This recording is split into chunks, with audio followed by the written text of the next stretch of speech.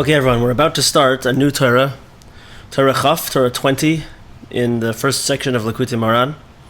What a great, awesome privilege to be able to begin a whole new universe of learning and understanding and depth. This Torah is going to have some totally amazing things in it, a lot of foundational things, and in particular, there is a question that is really a difficult question that many people have asked on the Torah and that many people have made different explanations for, and I feel that we're often left wanting from these answers. The question is how to understand the fact that Moshe Rabbeinu, and really Aaron also, but Moshe Rabbeinu in particular, is punished for hitting the rock instead of speaking to it. And he's punished to such an extent that he is not allowed to enter Eretz Yisrael and has to die on the other side of the Jordan. And this is a troubling aspect of the Torah, how to understand this. I know, in particular, my father-in-law, it's something that really bothers him. Moshe Rabbeinu was leading the Bnei Yisrael for so many years and dealing with all their complaints and going and doing everything that he did.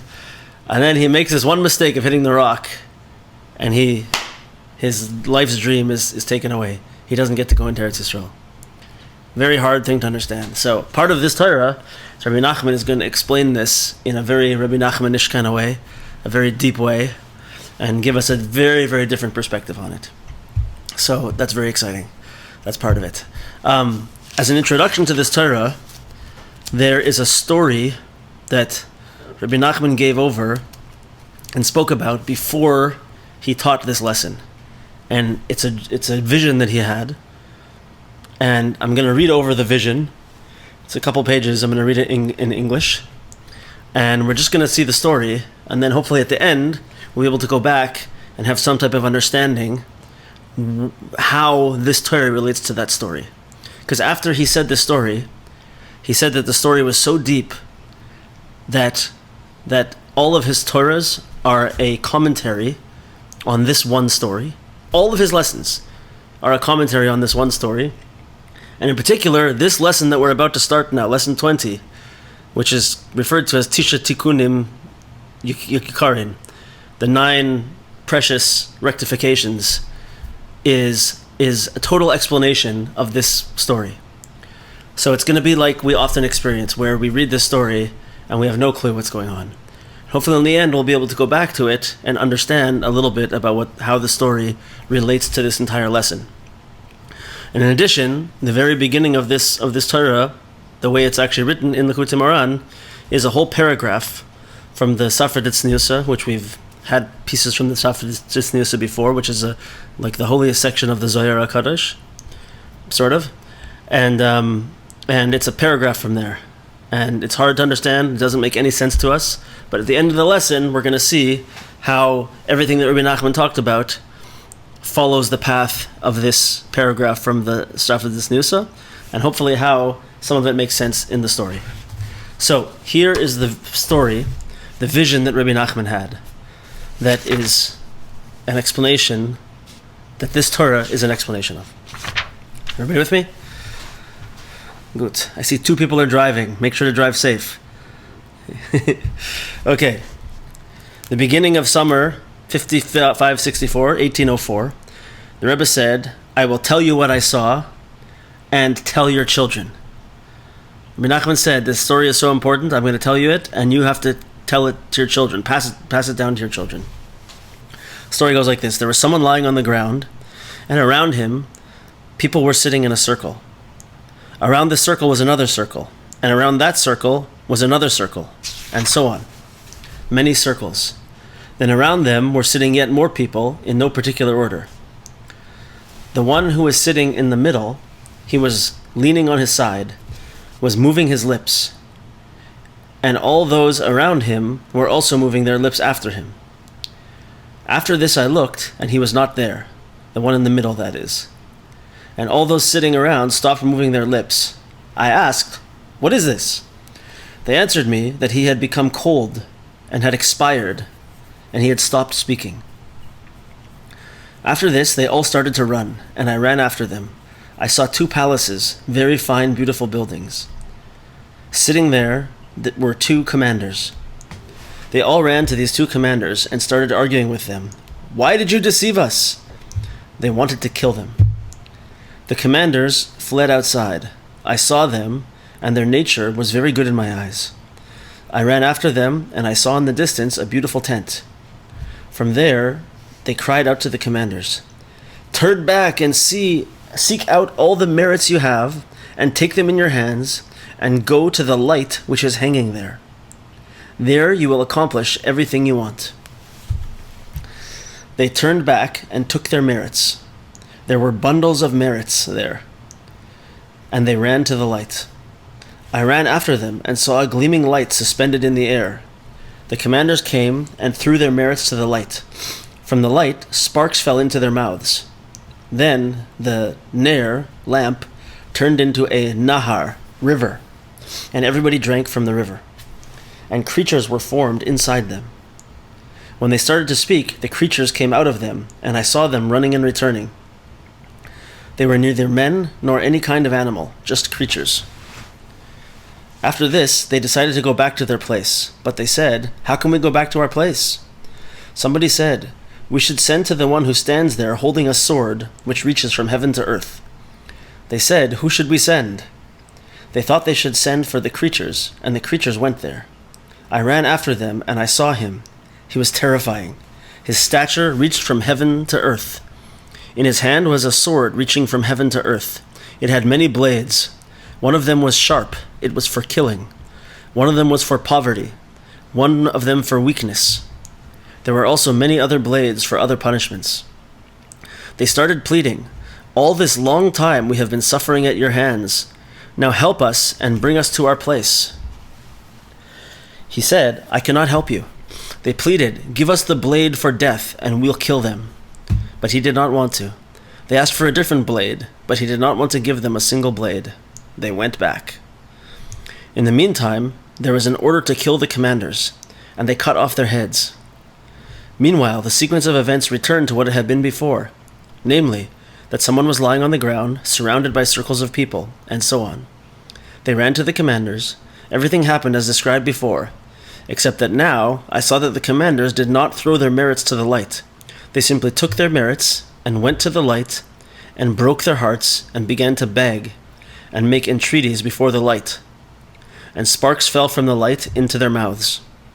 They entreated more, and the light turned into a river, and the creatures were formed. They told me, "These ones will live, because the first ones deserve to be killed for throwing their merits to the light and not making entreaties like these latter ones." I didn't know what this meant. They said to me, "Go to that room, and they will tell you the explanation of this." I went, and there sat an old man, a zaken. I asked him about the matter. He took his beard in his hand and said to me, "My beard is the explanation of what happened." "I still don't know," I said. "Go to that room," he replied, "and there you will find the explanation." I went there and saw a room infinitely long and broad, entirely filled with writings. Wherever I opened, I saw the explanation of the story. Reb Nosson writes, "All this I heard directly from his holy lips.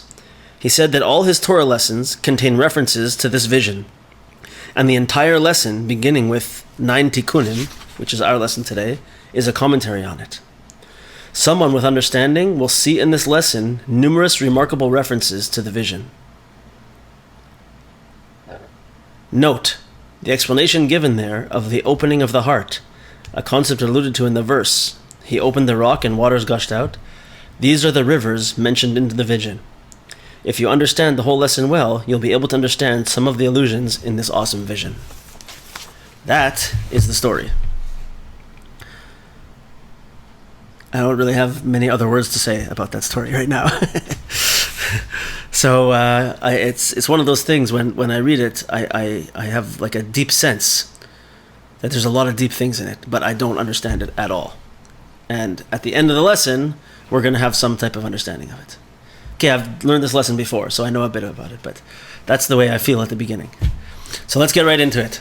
Likutei Moharan, Siman Chaf, all of us together, smiley faces, hearts ready to learn the Torah of Rabbi Nachman. Let's go. Pirka, so this is Lashon Rabbeinu, meaning it comes from Zichron Levacha, meaning it comes from the actual writings of Rabbi Nachman. Pirka Tlisa, the Sefer Tzniusa. It's the third chapter of the Sefer Tzniusa. Tisha Tikunim Yikarim. There are 9 precious rectifications, Ismasar Ledikna, that are given over to the beard. Kolma de Istamar Veloy Isgalia. The more something is hidden and not revealed, Ilah V'Yikara Ishdakach. It is found to be more lofty and precious. V'hu Geniza Yakira. And it is a very precious treasure. Nimin al nimin mikame pische de udnin ad resha. Hairs upon hairs, from the front of the ears to the top, ad resha de puma, to the top of the mouth. Mi resha hai la resha achra. It goes from the hair above the lip, goes from one side to the other. Ishtachach mitchois trein nukvin orcha malia. Found below the 2 nostrils is a path which is full.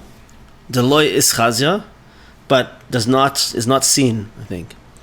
Ilin ischapfian mehai gisa. The sides of the face are covered with hairs from this side to this side. Behu ischazian tapuchin sumakin kavarda, and varda like vered, and coming out of there are 2 cheeks which are red like a rose, like the cheeks, red cheeks. Bechad chuta talian ukamin tekifin ad chedvoy. In one strand, tough black hairs cascade down to the chest. Sifavan sumake kavarda ispanun. Lips which are red like a rose and free of hair. Zeirin nachasin begroina umechafian kedala. Small hairs resting on the throat and covering the back of the neck. Ravrivin u zeirin, long and short hairs. Naschin bishikula, which are balanced out together, I think it means. Be'ilein ishtakach gibar v'takif. With these, he is found to be mighty and strong. Okay, that is a very, very, very hidden Kabbalistic piece from the Sefer Tzniusa, speaking about the holiness and the tikkunim of the supernal beard. Okay, once again, I don't got much to say. Let's start getting into the lesson, and let's see where this takes us. It's going to be one of those times, like we experience often, where we're going to see these in the beginning, the story, and this part from Sefer Tzniusa, and then we're going to leave it, and we're going to come back to it at the end. Okay, everybody ready? Here we go. Da, sheyesh neshama ba'olam. Shal yada nizgala be'ure u'perushe haTorah. Know that there is a neshama, a soul, in the world, that through it, explanations and other kinds of explanations of the Torah are revealed. Vehi misubelis biyasurin. And this neshama suffers tremendous, is burdened with tremendous suffering. Pas ba melach toichal, bread with salt shall you eat, uba mayim ba meshura tishte, and measured water you should drink. Kikach hi darka shel Torah, because this is the way of the Torah. That we just quoted is a Mishnah from Pirkei Avos, that this is the way of the Torah. Bread, eating only bread with salt, measured amounts of water. Kach hi darka shel Torah, that's the way of Torah. V'chol mefarshei haTorah hein makablin mizois haneshama. And all those who give explanations of Torah in the world receive from this soul. So I looked into a few of the commentaries on this, and to be honest, there's not much help there. Nobody really knows if this is referring to a certain specific neshama. Is it always there? Is it a person? Is it just a soul?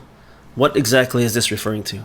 We're going to see, as the Torah goes on, that it's referring to certain souls that existed throughout history. But one of the things we see is that we see from the Zohar HaKadosh that there are souls in every generation. There's a soul of Moshe Rabbeinu in every generation. There's a soul of Mashiach in every generation. And this soul is attached to certain people potentially. And if it gets revealed, it gets revealed. If not, not. So the Zohar HaKadosh says that there's a Moshe in every generation. That Moshe and Mashiach are actually one. And so he brings down over here that it could be that this soul of Moshe Mashiach is the soul through which all of this Torah is revealed. Because Moshe Rabbeinu, of course, is the revealer of Torah, right? We're going to see it's going to go to other places also. But it's some type of spiritual existence, some type of soul existence that has to suffer. And it's through that soul that all explanations of Torah in the world are drawn out. Okay, everybody with me? I know there's not much to be with yet, but hopefully we're all together. V'zois haneshama, kol devareha kagachalei eish. And this soul, all of her words are like coals of fire, flaming coals. Because it's not possible to receive and to draw from the waters of Torah, except for someone who their words are like flaming coals, like fire. Like the pasuk says, Hashem says, Haloi koi devarai ke'esh. Are my words not like fire? Something about fire and this soul is referred to over here. We still don't really know what it means. So let's keep going a little bit more and we'll see what happens. And when this soul falls down from this aspect of my words are like fire, and her words are no longer like flaming coals, udivareha nitztanenin, and her words become cold, azai nistalekes, then she expires, she goes away, she's gone. Ukeshinistalekes, and when she expires, azai nistalek be'ure haTorah hanimsheches al yada, then all of the explanations of Torah that were coming through her are also gone. Vazai kol mafarshei haTorah ein yecholin lahasig shum be'er haTorah, and at that point, all of those who are giving over explanations of Torah are not able to receive anything and are not able to grasp any explanation of the Torah. Okay, so we have this soul, and connected to this soul is revealing explanations of Torah, deep explanations of Torah, and it can only happen and this soul suffers, and the Torah can only be drawn down when the words of this soul are like fire. And when she cools down, she has to leave, she expires, she's gone, and with her goes all of the explanations of the Torah. I think we're going to see, and I feel like we can start to think a little bit outside of the lines of the page, and we can start to think about the fact that our words, we just came off of, by the way, there's always like a connection between the previous Torah and the current and the one we're doing now. We just got off of a lesson where a huge focus was holy speech and using our words in the right way. I feel like we're kind of adding an aspect to that now, which is that the words, they have to be holy, right? but they also have to be with hislavos. They also have to be on fire. They have to be with some type of passion, some type of excitement, some type of energy, right? And I think at the very beginning here, it's the first thing we're hearing. The first thing that somewhat relates to us is that when we're working towards developing our spiritual selves and our spiritual understandings, we have to put fire into it. We have to put energy into it and passion into it. And sometimes that's an avoida. Sometimes we're just excited. Like when I get together with you guys, I'm very excited. But sometimes in the middle of the afternoon, if I want to learn, I'd have to rev myself up. I'd have to develop energy and put some fire into my words, right? This is maybe something we can start thinking about on this path. Okay, so let's keep going.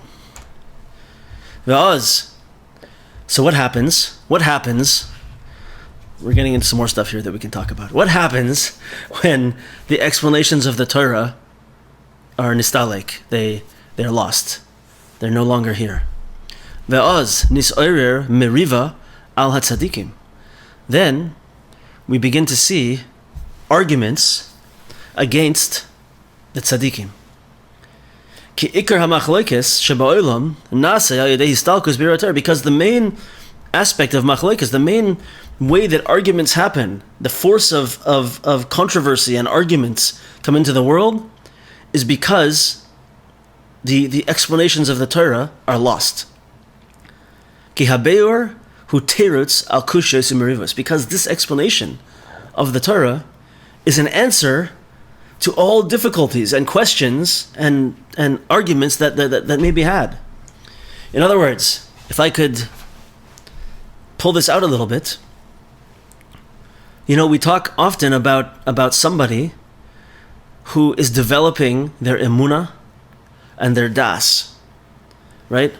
And such a person is able to exist in the world in a very measured way.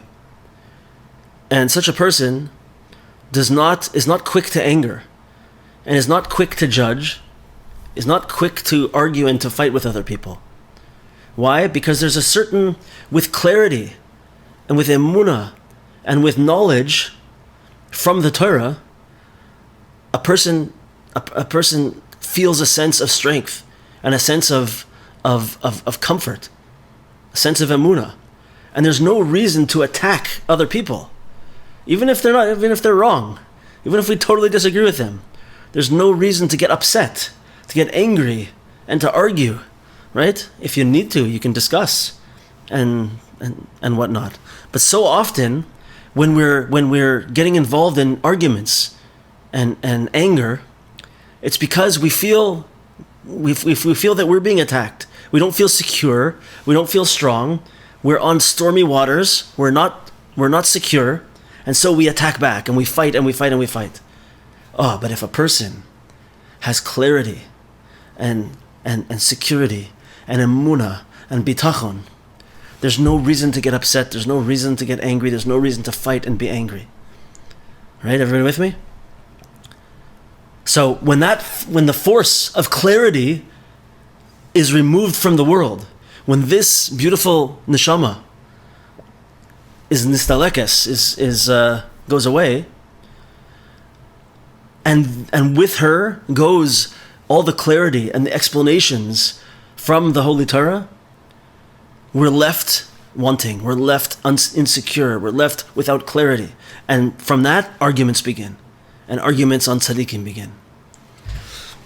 V'zeh b'chinas, and this is an aspect of what the pasuk says, midbar tzin.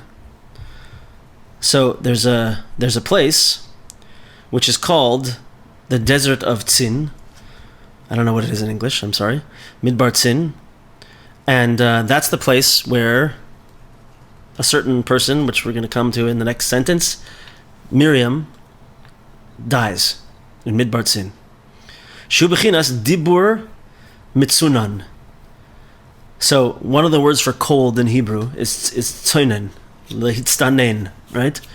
And midbar, of course, we know from many, many times, midbar is midaber. It's the same word as speech. So midbar tzin medaber tzoin, really means cold speech. That's where Miriam died. And it's not an accident that the place where she died is called Midbar Tzin. Shubechinas dibur metzunan, cold speech. Shesham mesa Miriam. That's the place where Miriam, Hatzadekis, passed away. Bechinas haneshama hasevelis merirus hashibud al haTorah. Miriam is the aspect of this holy soul. She was the soul that had to suffer bitterness, merirus. That's her name. Miriam is from the word mar, to be bitter, right? She is this soul. She is the embodiment of this soul that suffers bitterness for the servitude of the Torah. And so when she died in that place, first of all, the place is called Midbar Tzin, which is a cooling off of speech. And when she died in that place, what else happened? What was the miracle that the Bnei Yisrael experienced through the merit of Miriam while they were traveling in the desert? Was Miriam's well, of course, which is called in Hebrew Be'er Miriam, right? Be'er is the same word for explanation.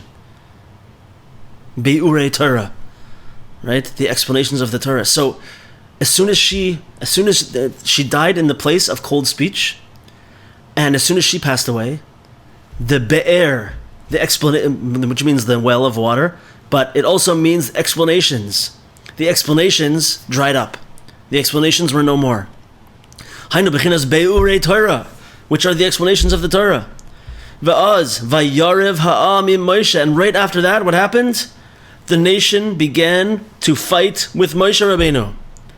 Hainu bechinas hamariva shenis oirer. That is this aspect of the meriva, the arguments, the battle, the quarrel, the machlokes that came up as a result of the force of Miriam's neshama leaving the world. L'chaim.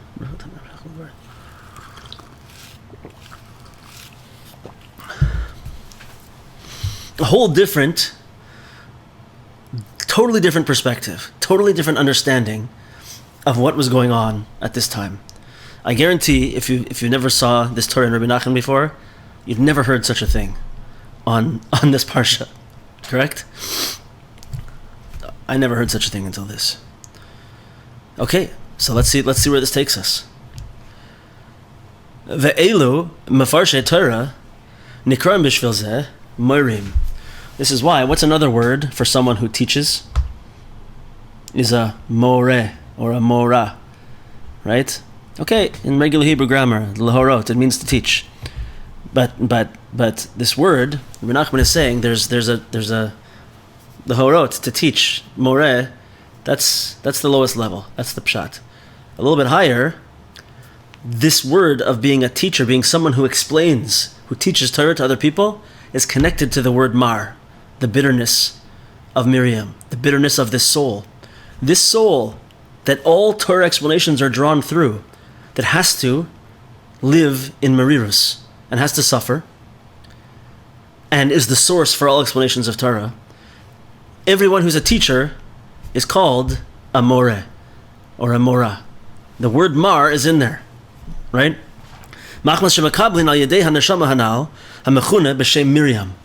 Because all people who teach Torah receive that Torah from this neshama, which is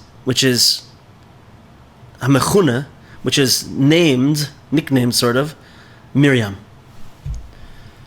Gam heim morim amarehem, and also the students or those teachers are also the teachers of their teachers.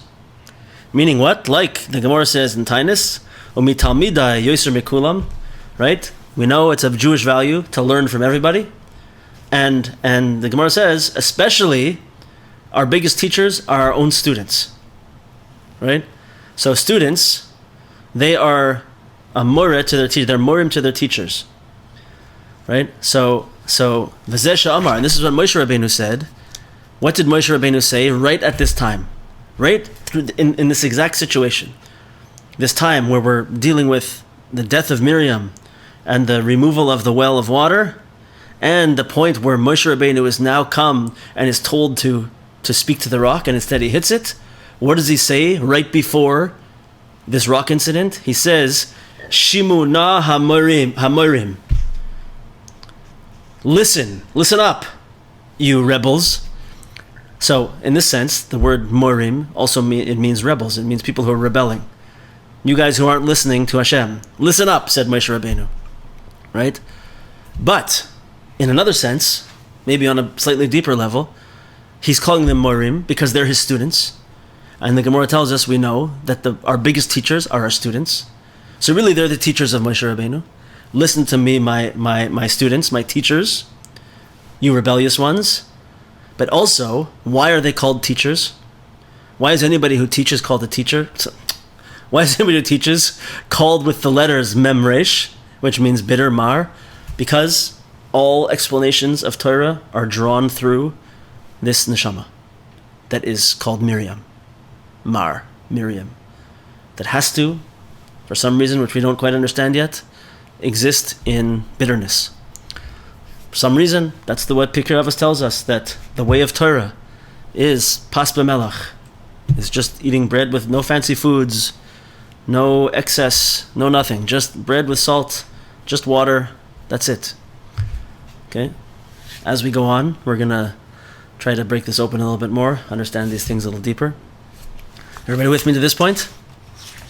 Yeah? Okay. It's something to think about, by the way, before we go farther. Who here has been in an argument recently? Within the last, I don't know, whatever you want to say. There's only 3 people here with their faces there, so put up your hand. A few people put up their hands. I'm sure there's some other hands behind there as well. We get into arguments, right? We should have at the top of our minds that whenever we feel like we're getting into an argument, we should right away begin to think, I'm arguing right now because I'm unstable. I'm unsteady. I don't have clarity. I don't have the knowledge. I'm lacking explanation. I'm lacking clarity. And therefore, I can't hold myself together. That's why I'm arguing. That's why I'm getting into a fight. Right? If I had that strong emunah, if I had that clarity, I would be able to listen, even if the other person's crazy. I'd be able to listen, and I'd be able to think, and I'd be able to respond. Sometimes the response has to be, okay, you know what, I can't talk to you right now. The way that you're speaking to me, I cannot talk to you right now. So we're going to take a break, and we're going to come back whenever we're ready and discuss this. But that's a calm, well thought out, clear response, right? But if I don't have that calmness and that well thought outness and that clarity in my mind, I'm just going to fight right back, right?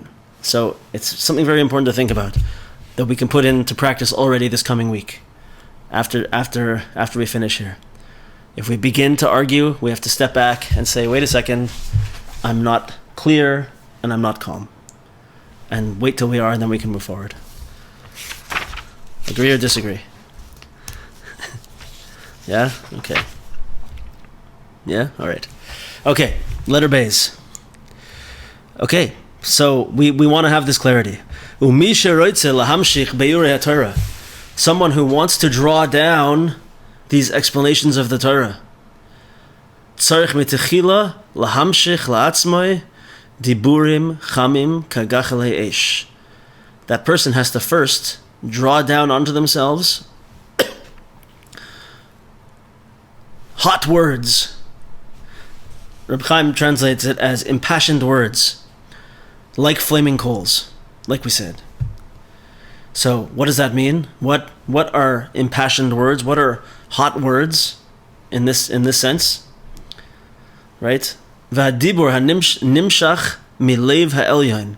And it's this speech that is drawn down from the Lev Ha'elyon, from the supernal heart. B'chinas tzur levavi. Corresponding to, like that which it says in Tehillim, Tzur Levavi, the rock of my heart. An aspect of Hashem is called Tzur Levavi, the rock of my heart. So there's a supernal heart in the upper spiritual realms. V'tzarich lishboich sichai b'tefila lifnei Hashem Yisbarach. So a person has to pour out their words in prayer before Hashem Yisbarach. V'yedei tefilasoi nichmaru rachamei Hashem Yisbarach alav. And it's through those words that we pour out to Hashem that Hashem's mercy is going to be aroused on us. V'niftach leiv ha'elyon. And that supernal heart, that upstairs heart of Hashem, kaviyachol, will open up. Ki ikar harachamim hu belev, because as we know, the main aspect, just like we know from our own existence, that the main aspect of mercy comes from the heart. V'nishpa milev ha'elyon diburim, and then there will be a flow, a transference of words from this supernal heart. Vayedei hadibur mamshich be'ur, and it's through those words that are going to be drawn down from the upper supernal heart. Also will be drawn down mamshich be'ure haTorah, the explanations of Torah, gamkein misham. Together with those words that come from the supernal heart will also come the explanations of Torah. So there's some type of force, there's some type of existence upstairs that is like, kiviyachol, if we could say such a thing, it's like the heart of Hashem. We can't really say that, but I'm sort of saying it. Like the heart of the upper existence, right? And that's where impassioned words come from. That's where hot, impassioned, warm words come from. And when we're able to connect to that through our pouring out our hearts to Hashem, when we pour out our hearts to Hashem, that heart upstairs is opened up, measure for measure. And when that heart from upstairs opens up and it sends down this warm energy to us, it also, together with that, comes the dibure of the be'ure haTorah, comes the words of the explanations of Torah. Right? So I don't know about you guys, but I'm hearing something here that many people would have trouble saying. I could be wrong, or at least many people don't connect to. Many people, their experience in Torah is very kind of academic. Not even academic, it's very scientific. It's very, algebraic. Just, I'm technically trying to understand. I know that they used to talk about, Yitzchak Berkowitz used to talk about in the times of Rav Hirsch. This is like pre-war Europe. And in the times of the Enlightenment, so you'd have these like Jewish young men who became, seduced by the Enlightenment movement and left the religion completely. And they would be in university studying and whatnot. And he said the classic picture was they could be found on Shabbos, smoking on Shabbos, and studying Gemara with their friends. Why? Because they appreciated the mental gymnastics, the tremendous intellect required to learn Gemara. I've been told many times, I've seen it I think a couple times, that in I think South Korea in particular, they teach like it's a nationwide thing where they study Talmud, Gemara, because they feel that it's something that builds brain power, which is for sure true. Right? Why am I saying all this? Or you can just walk into your local study hall and you'll see some people, they're comfortable to focus on A plus B equals C. Right? The dry, academic, algebraic nature, potentially, of the Torah, chas v'shalom.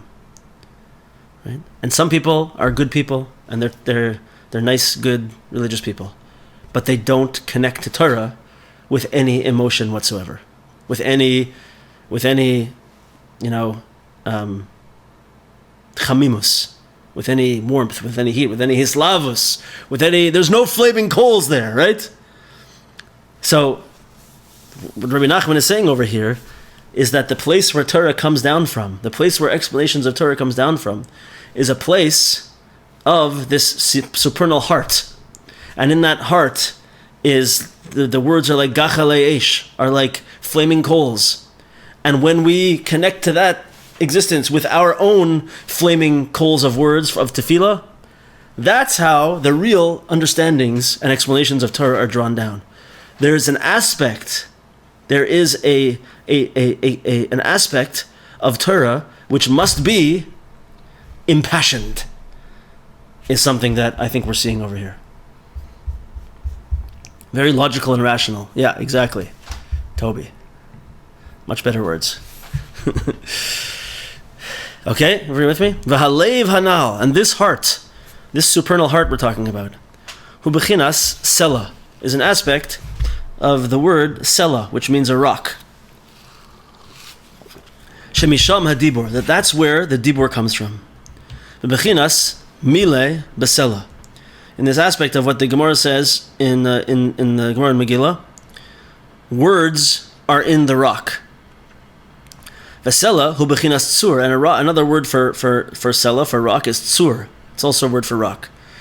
Bechinas pasach tzur vayazovu mayim, that he split open the rock and water flowed out. Right? This is what happened with Moshe Rabbeinu over there. V'hu bechinas leiv, and rock is connected to heart. As we see, what did the pasuk say that we already saw? Bechinas tzur levavi, the rock of my heart.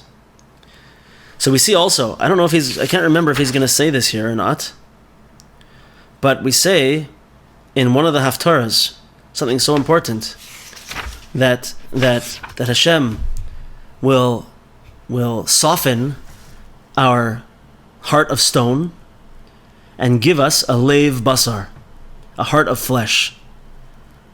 Right? Here we're connecting the concept of heart to the concept of rock. But there's going to be something happening where you have to leave that realm of hardness and stone and coldness. And there has to be some heat. There has to be some passion. There has to be a leiv basar. So by the way, when Rabbi Nachman said that he wanted his followers to be called chassidim of Breslov afterwards. Because if you rearrange the letters of Breslev, it's leiv basar. It's a heart of flesh, right? He wanted that his followers should be people with heart, right? Okay, so tzur levavi, the rock of my heart. V'halev nichma merachamim umashpia dibur mechamim, and the heart becomes stirred with rachamim, with mercy, and then it inspires and it causes to flow out these hot words, impassioned words. Bechinas cham libi bekirbi. Like the pasuk says in Tehillim, my heart grew hot, impassioned within me. Behagigi tivar esh, when dibarti b'lashoini, when in my words a fire blazed, then I was able to speak out loud. Right? My heart became hot in me when my words were like fire, burned like fire. Then I was able to speak. So, once again, we're following this path. In order for the words to come out in this way with clarity, there has to be a warmth of the heart, an impassioning of the heart, and from there, this comes. Ubalev hazeh kasuvim kol be'orei Torah. And it's in this heart that are recorded, are written, all of the explanations of the Torah. And how do we see this? Pasuk says in Mishlei, totally wild, listen to this. Pasuk says, you've heard it before. Kasvim al luach libecha. Write these words, record them on the luach of the heart. Chalkboard of the heart. What does he say? The register of your heart. Right? The Torah should be written in the luach of your heart. So all of the Torah is written in the heart, and when the heart is warm, and when it's impassioned, those words can come out of it. And one person, a person who wants to take any explanation of the Torah, wants to receive some type of explanation, tzarich lelikach mehalev, he has to take it from the heart, from this heart, hanal, this heart we're speaking about, not with Googling, not with intellectual study, it's probably an ingredient, but with tefillah. It has to come from tefillah. Bivakasha, with tefillah and with pleading. And therefore, every person who gives over explanations of the Torah, before this person begins to explain any explanation, the person has to first pour out their hearts in front of Hashem Yisbarach, in order to arouse the supernal heart, to rain down onto this person who's going to give over the explanations these words that are impassioned, like gachlei esh. What's that word? Flaming coals. And afterwards, then he can begin to explain, to give over this explanation of the Torah. Because only after that is that beautiful supernal heart going to open up and flow down the words, and allow its waters to flow down onto this person, which are what? Hainu be'urei HaTorah, which are the explanations of the Torah. So of course water, Torah is compared to water, right? Ve'ein mayim ela Torah, and just like that rock was the source, the rock of Miriam was the source of the well of water, and Moshe Rabbeinu had to draw water out of the rock. That was the source. Miriam was the source of Torah explanation in the world. And after she was gone, everything went crazy. And there was machlokes and fighting and anger, right? And not until Moshe Rabbeinu was able to draw out water from a rock, Torah, did things come back to where they were supposed to be. Right? So, one second. Yeah. So let's finish. Let's do letter Gimel, and then maybe we'll see if we'll hold it there or not. I'm not sure. Okay. So before, I feel like there's so many mini lessons in this so far, but let's say we want to discuss wisdom. We want to discuss wise things. We want to discuss deep subjects. What's the method? We're going to see another awesome method soon, but what's the method? The method is not to cram and to just stay up all night and study, although that probably helps, right? But that must be accompanied with very seriously impassioned words begging Hashem to give us inspiration and to give us wisdom and to give us the ability to learn together. Right? If we don't get it from him, who do we think we are? It's a lot of ego to say that it's just my brain that gives over these explanations. We have to dive into Hashem. Help us to understand. Please give us the wisdom, give us the understandings between all of us. That's the source. When we open Hashem's heart upstairs, that's how the words are going to flow. There's a difference also between an understanding of Torah or an explanation that a person sort of figures out on their own, just on while they're learning by themselves, to the explanation that a person gives over to other people, to a group of people. Because when a person is giving over, expounding Torah to a group,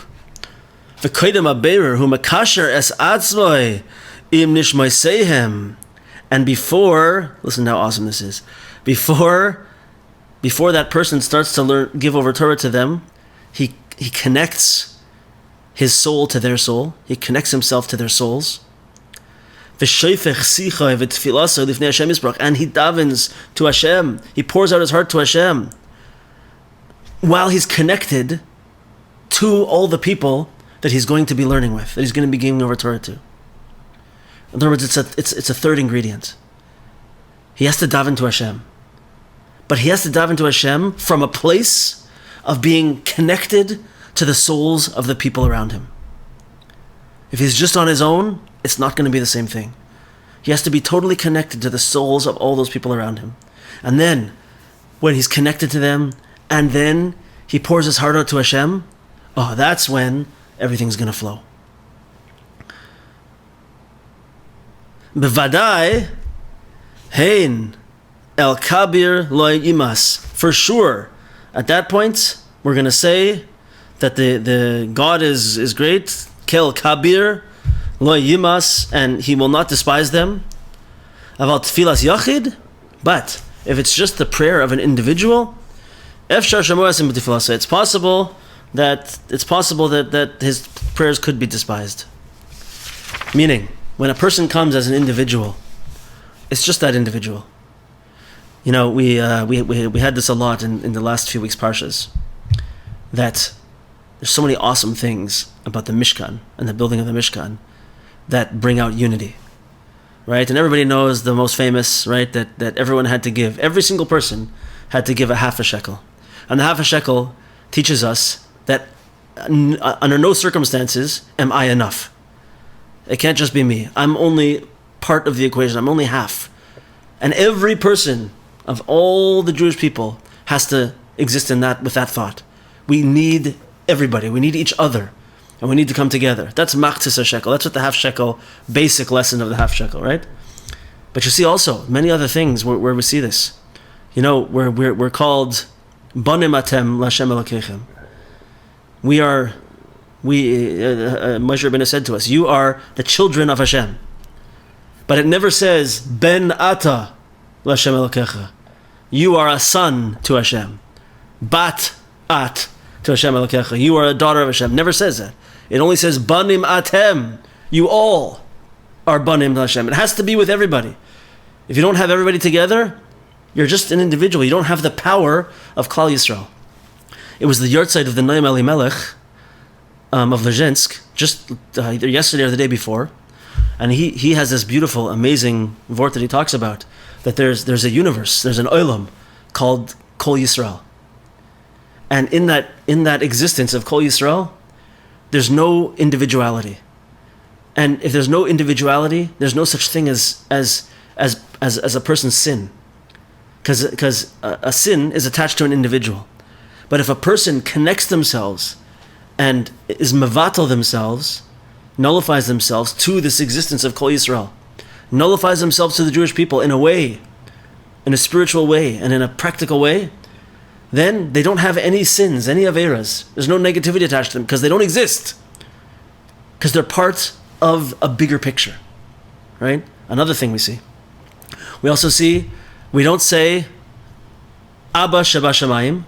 I mean, we might say that in our own prayers, Abba, Tati, in heaven.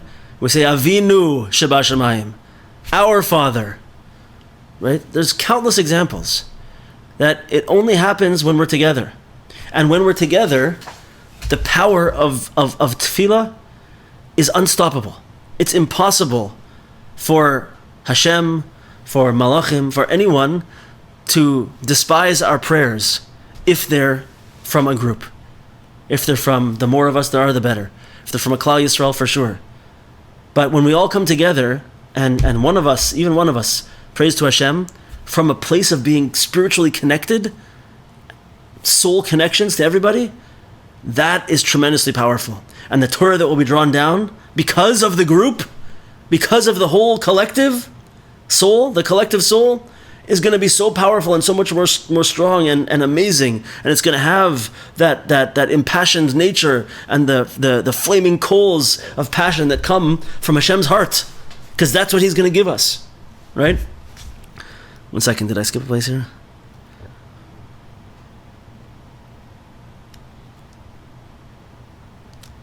V'dibarta el hasela leinehem, and this corresponds to what the Torah said over there, that Hashem said to Moshe, speak to the rock in their presence, le'einehem, in front of them.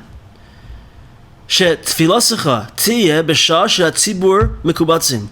Moshe Rabbeinu. Hashem said to Moshe Rabbeinu, he didn't say hit the rock, he said, in front of everybody, with everybody together, Moshe Rabbeinu, speak. Speak to the tzur, speak to Hashem, in front of everybody, when everybody's together. B'shah she'atzibur mekubatzim, at the time when the whole tzibur, the whole congregation, is all surrounding him. V'zeh hakel es ha'am, and this is also the whole concept of the same story when it's recounted in Devarim later on. Hashem says to Moshe Rabbeinu, hakel es ha'am, gather together the entire nation, and then do the speaking. So we're building a case, we're building an understanding here about how to understand this whole situation of Moshe Rabbeinu and the rock and Miriam and everything, and we're gonna uncover it, and we're gonna see it in a deeper level next class. But for now, let's take a recap of the practical lessons and the important points that we saw so far, and that is that we have to always be trying to draw down clarity and understanding from the Torah into our lives, and that happens through connecting through our impassioned words to Hashem's heart, to the supernal heart. And when we do that, we draw down those explanations and those words, and we're filled with spiritual understanding and clarity. And from that place, we live in a calm and connective existence. But as soon as that power in the world is taken away, the clarity and the collective existence and the understanding is gone, right away comes in machlekes, arguments, anger, negative relations, right? So we have to stay away from this. And we saw that Miriam is the paradigm, sort of embodiment of this soul that brings this explanation into the world. And as soon as she passed away, so in Midbar Tzin, in the place of when the words cool off, when the passion was gone, Miriam left. And when she left, the clarity left. And as soon as that happened, everybody started fighting against Moshe Rabbeinu. And from that place, Moshe Rabbeinu was asked to gather all the people together and speak in front of them. Speak to Hashem in front of them. And that's where we're holding. And we know what's going to happen in the story, but let's see how Rabbi Nachman explains what happens. Any questions or comments at this beginning of Torah Chaf, Torah 20?